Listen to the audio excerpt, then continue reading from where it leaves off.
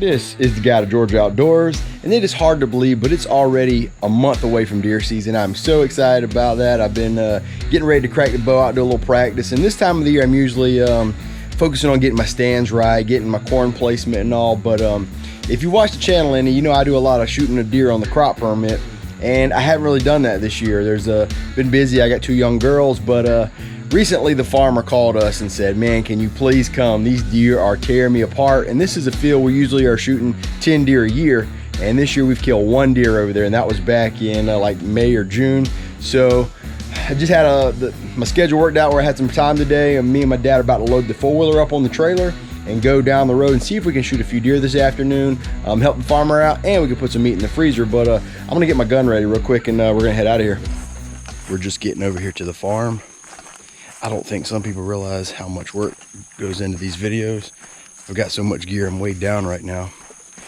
But we're actually gonna be sitting on a peanut field, and the peanut field is kind of like a decoy to keep them off of the cotton. And there's a big old gobbler looking right at me right there. I don't know if you can see it. All right, we just got in position out here, and boy, is it humid. It rained like 30 minutes ago, so everything I have is fogged up. I usually sit about 30 yards to my right in the edge of the woods, but the cotton's so high, I can't see over the hill, so I'm literally right here in the middle of the cotton, which is not really bad. I just hope I don't get busted. But everything is just so hazy from the rain and the steam. It is hot. I'm like in an oven right here, so hopefully the deer will come out here. And I've got 7 bullets, so if that tells you what kind of mood I'm in, we'll see if we get to use them.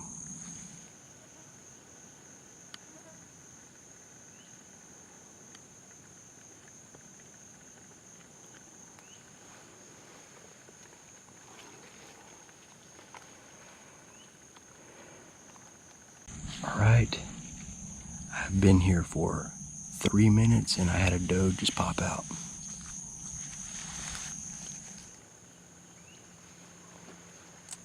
This is what people don't realize about filming your hunts is I carry 3 cameras, a chair, tripod, shooting sticks, a gun, me, snacks.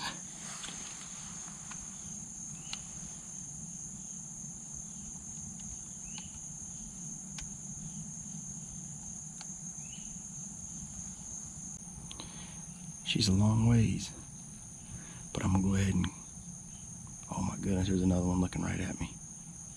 Right there, much closer too.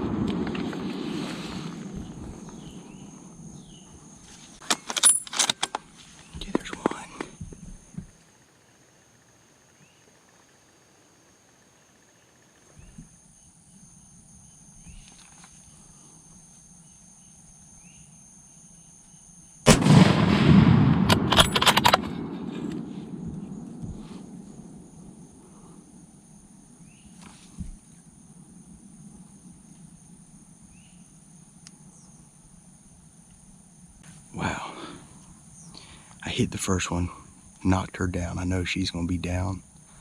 The second one, I'm not sure. Kind of rushed the shot, but I don't think I hit her. But we'll go look in a little bit. But we're gonna see if another deer will come out. Overall, pretty good afternoon. Had a couple come out, and I got one. I feel pretty certain knocked her down.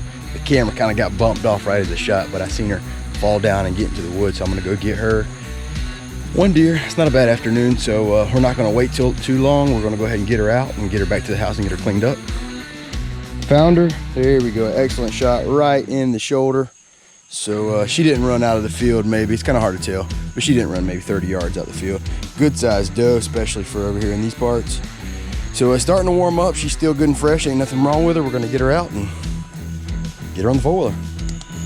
Just got back home to the skinning rack, and what you're not gonna see in that video is when I had all my gear on my back, walking to the four-wheeler, a deer came out. I dropped to a knee, shot me another one, so I ended up with 2 deer this afternoon.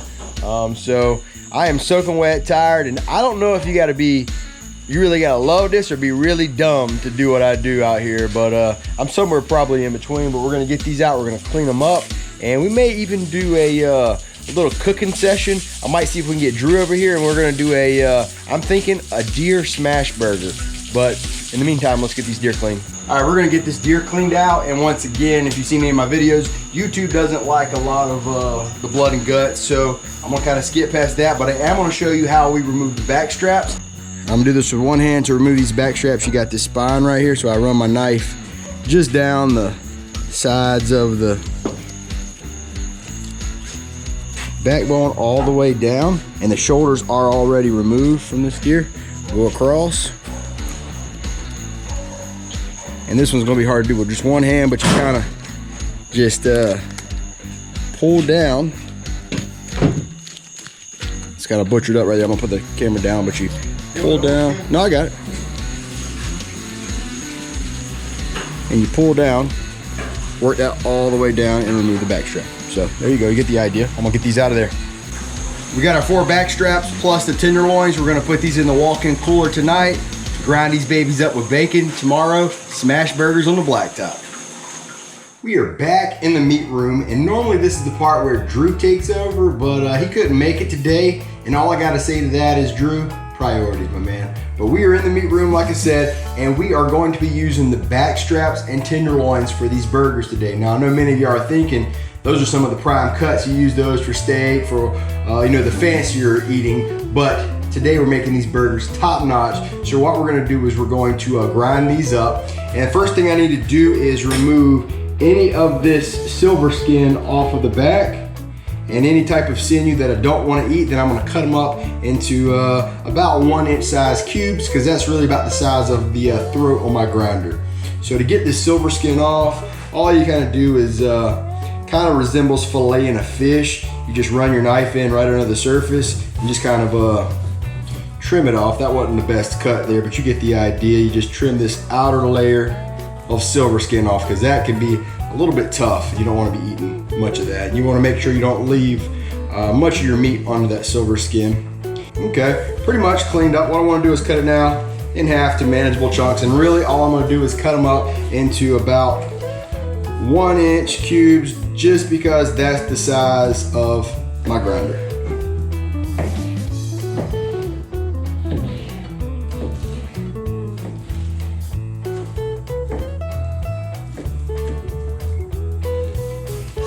All right, we got the deer cut up, we got the back straps, tenderloins. Now we're gonna weigh it. This container weighs right at 2 pounds. So I got just a little over 8, so that's right at 6 pounds of meat.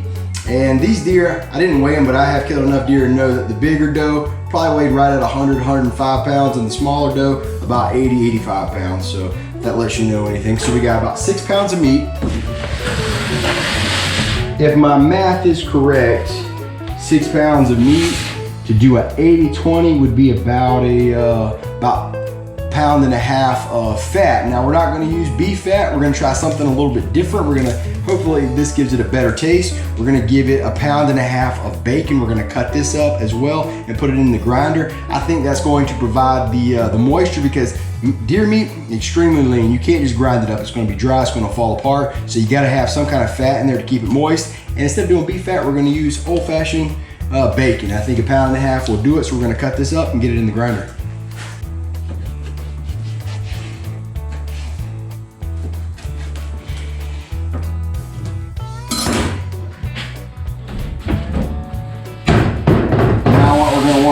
Now what you can see that is we're going to want to divide that up real even, get that bacon separated. That way you've got an even mixture of deer meat to fat. You got to pull some of this bacon apart.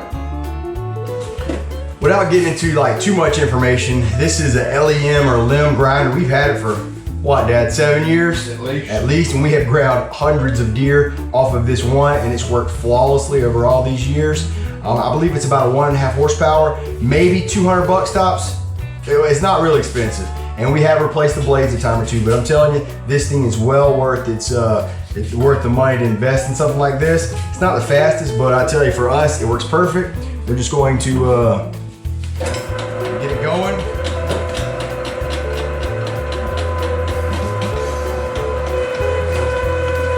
Always throw the first little bit out, you know, get it out of there. All right, and just feed it in. Kind of feed it through evenly. You want to make sure you're getting an even amount of fat, bacon. That's the color you're looking for, that good marble.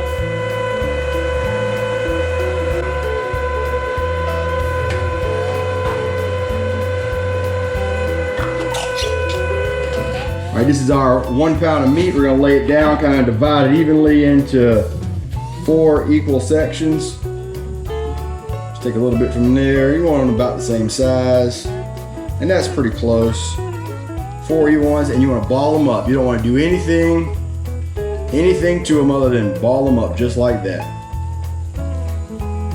Keep in mind, these are going to be 2 or 3 of these per burger. The whole point of these is a thin burger with a lot of crust, a lot of season on the outside. So it's different than your typical charcoal burger that you make thick, kind of like a meatloaf. This is different for us, but this is what you call a smash burger. That's good. All right, we don't have air conditioning in this room and it's starting to get hot, but we're gonna cook a couple smash burgers right here.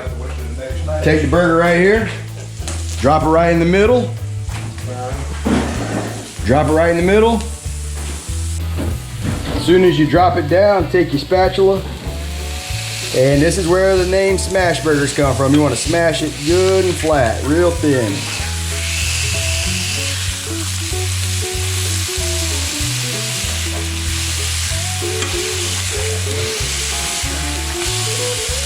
Good and thin. Keep in mind, we haven't seasoned these yet, so now we're going to take salt, pepper, seasoned salt. About to try out. They came over, we got the big guns, we got Jamie, we got Ricky. They're about to try out the smash burger. Guys, there's a little bit of a secret recipe in there. I want to see if you can figure it out after you try it, okay? See if you know what's going on. Look at that burger. He is not a stranger to burgers. So you can fix these up however you want to. Jamie, that was looking pretty good. Jamie, I gotta see the first bite, man. I gotta see the first bite. All right. You can't go nowhere. I gotta see that first bite. Okay. It's pretty juicy. Okay.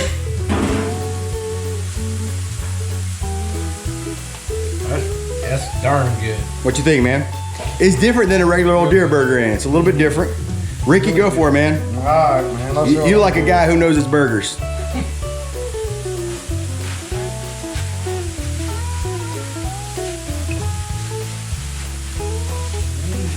What you think, man? Good. Pretty good? All right. Trying to think without seasoning. What is that ingredient? I'll let you think about it.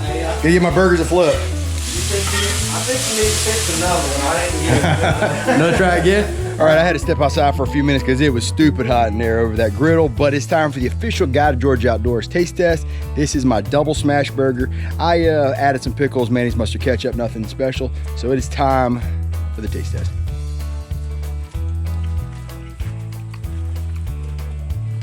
That deserves a second bite. Man, that is, sorry about the lighter. That is stupid good. That is a very good taste. The bacon has a lot of flavor. I probably got all over my face right now, but that is an excellent burger. It's different than the old charcoal deer burger, and I like it. I'm not gonna say I do this every time, but it's falling apart, but I don't even care.